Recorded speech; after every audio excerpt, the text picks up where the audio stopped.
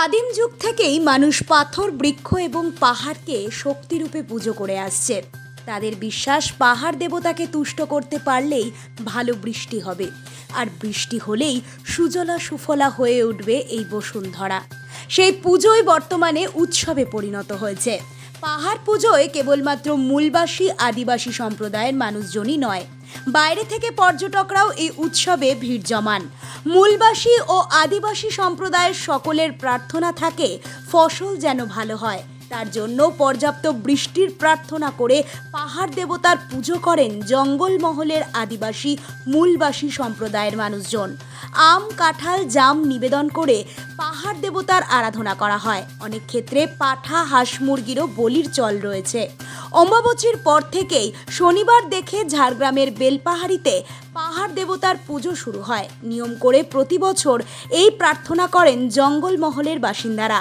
এবছরও ব্যতিক্রম কিছু নয়। বেলপাহাড়িতে এই পাহাড় পুজো শুরু হয়েছে, আর তার জেরে ঝাড়গ্রাম পর্যটকদের ব্যাপক ঢল পড়েছে। পাহাড় পুজো দেখতে উপচে পড়েছে ভিড়। পাহাড় পুজোর পাশাপাশি বর্ষার সময়ে বেলপাহাড়ির একটি অন্য রূপে দেখা যায়। জেগে ওঠে গ্রীষ্মে শুকিয়ে যাওয়া ঝর্ণাগুলি। ঘাগড়া, হুদহদি, গাররাশিনী, হাতি পাথরের মতো ঝর্ণাগুলির সৌন্দর্য এই সময়ে আরও বেড়ে যায়, যা পর্যটকদের কাছে বাড়তি পাওনা।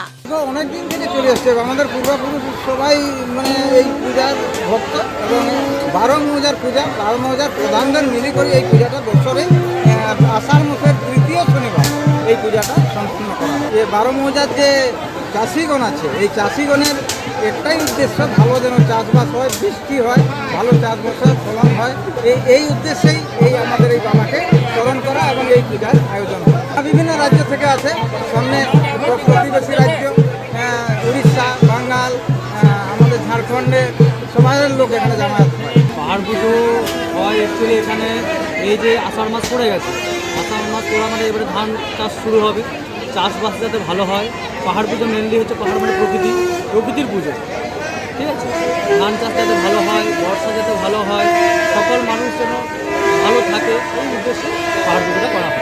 Bureau report, Nobel Bangla.